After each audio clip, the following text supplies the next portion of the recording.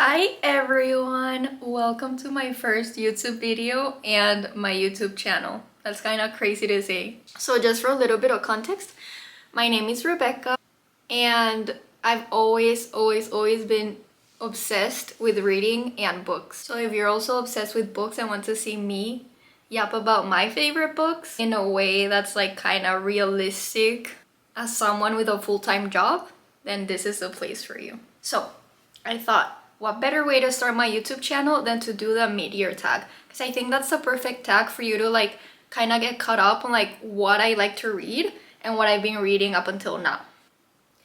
I have the questions on my phone and I feel like I should probably gather all the books before starting so it's not annoying having to get a book with every question. So the first question is best book you've read so far in 2024. Normal People by Sally Rooney. This book quickly became like one of my favorite books of all time. Like it's annotated from front to back. Literally every single word in this book was taken from my brain and put in here. So if you don't know what Normal People is about, you're basically following Marianne and Connell, our main characters. You're following them in a kind of coming of age story from school all the way into adulthood. They meet really early on in life and they kind of realize they have this very strong connection, and it's not a romantic connection necessarily, it's just that type of like soul to soul connection where the other person just gets you. So you're kind of following them through their entire lives as their relationship also like grows and changes with time. As a reader, you're kind of rooting for them, but you don't even know what you're rooting for. Like for me, I was kind of like rooting for them to both be happy, but they never seem to be at peace without the other person in their lives. But they were also, for the majority of the book, not in an emotional place where they would be good for each other as a couple. I think it's just a beautiful story about friendship and love. And my favorite part about the book is just the way it's written. Like Sally Rooney is a genius to me in the sense that she literally described normal people having normal thoughts in such a beautiful way. I felt so extremely validated. Like the way this book is written is literally the way I think in my brain. Not only content-wise, because I do resonate with a lot of the actual like content and things that are being thought in this book, but just the structure, like how their thoughts are written. I feel like that's how my thoughts are structured, if that makes any sense. This has definitely been my favorite book of this year. I gave it 5 stars, obviously. The second question is best sequel you've read so far in 2024. I just recently read this, like this was the last book I read, and it's Reckless. So if you're not familiar with the Powerless series, the first book is Powerless. The way I was so obsessed with this book, like I still am, but the way I was so obsessed and heartbroken right after finishing this book is not even funny. So this is a rivals to lovers story. I've seen many mixed reviews on this book and I agree with everything they're saying, but I ate it up. And I think the reason is I just read this book and I read it right after reading Powerless. So I just read Powerless even though it came out like a year ago. I think that's the reason why people are disappointed in this book. Because me, right after reading Powerless, I was just craving more time of Kai and Pei together. In the first book, their interactions are like very minimal and you crave them all throughout the book. But the book is also very plot heavy.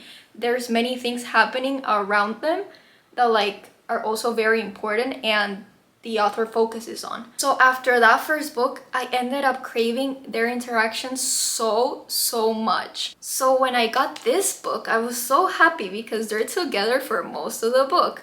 You literally follow them around as they have adventures and it's not very plot heavy.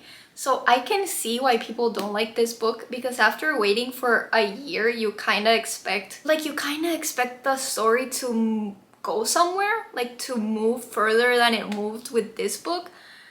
But even the author has said herself that this is like the calm before the storm and the third book is supposed to be crazy. So I'm actually so happy that I got to see them hang out together. I just ate this book up. New release you haven't read yet but want to. The Ministry of Time came out earlier this year and I haven't read it, but I really want to. I have no idea what this book is about. I've just heard really good reviews. I like to go into books like kind of blind, and the back doesn't really tell me anything. Like, this is how short the back of the book is, and it says, a boy meets a girl, the past meets the future, a finger meets a trigger, the beginning meets the end.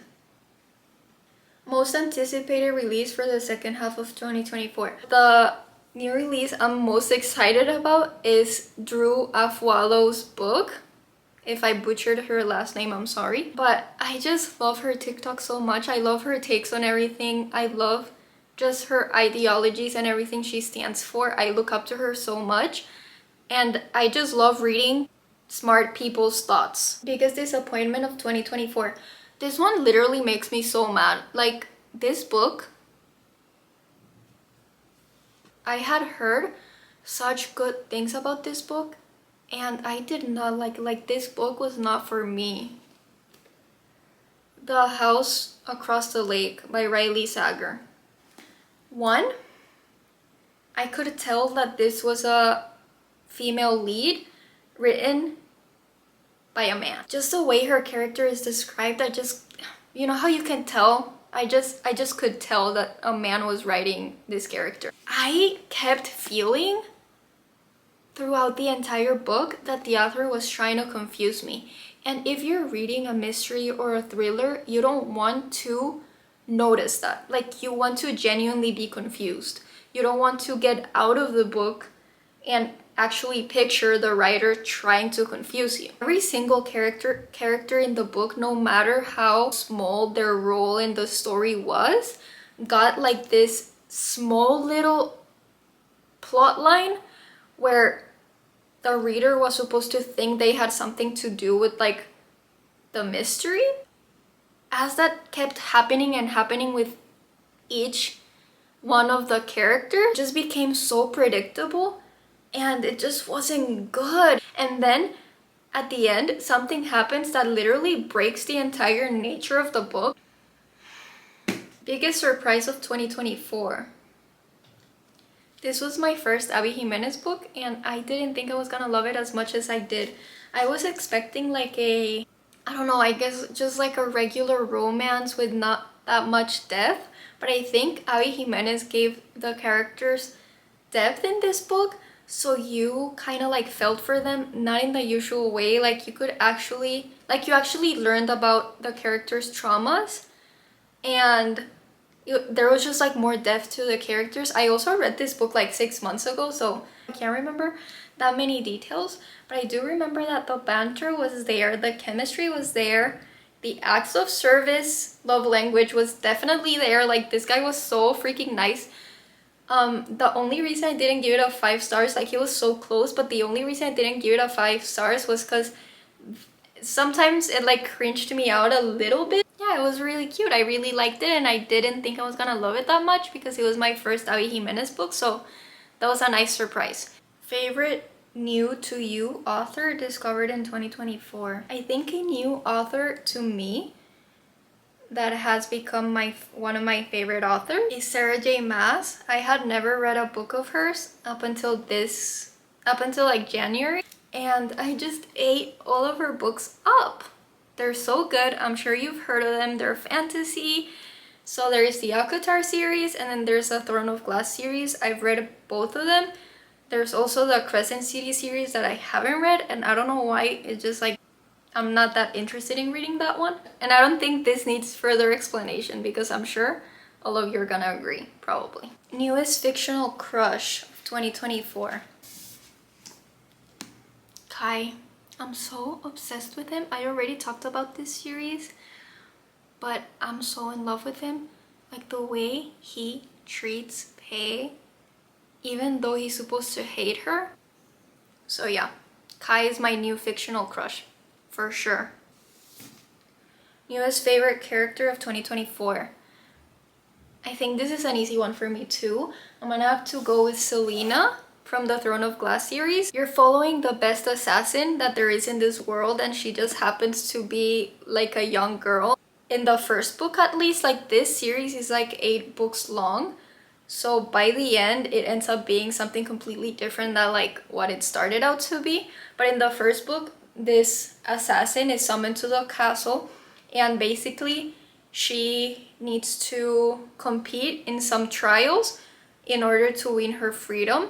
She is such a strong female main character. The resilience she has, the way she protects the people that she loves, she's super strong. She's like female empowerment in a character, and I just have the utmost respect for her. So yeah, I would say Selena is my newest favorite character of 2024. Book that made you cry in 2024. I'm not a big crier when I read. This is a controversial opinion because this is not a sad book by any means, and I've definitely read sadder books this year.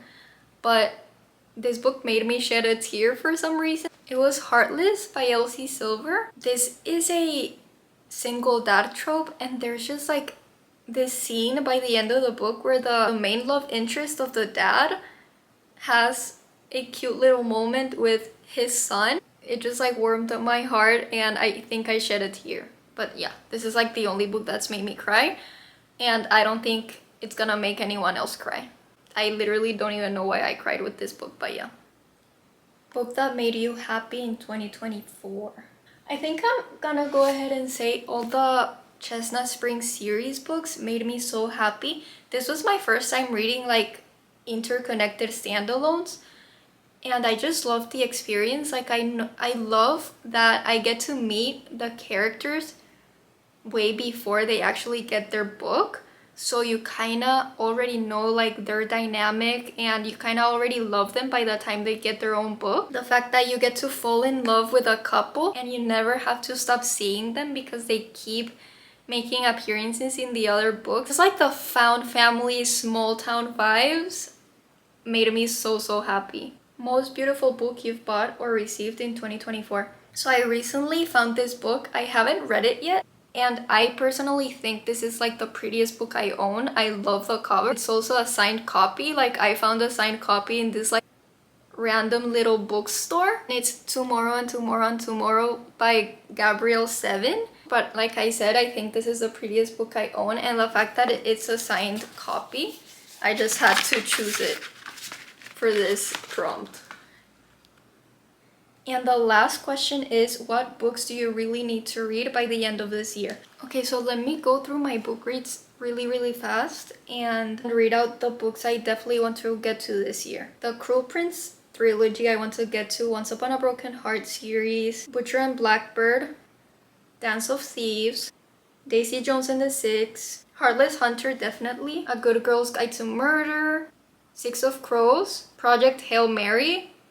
I think that's it. I think those are all the books I want to get to by the end of the year. Okay, so that's all for the mid-year book tag. I'm so happy you're here. I'm so happy you decided to watch my video. Vulnerably, I'm kind of nervous about posting my first video on YouTube, but I think I'm just gonna go for it. So I really hope you enjoyed. So yeah, thank you so much for being here, and it's nice to meet you. See you in my next video.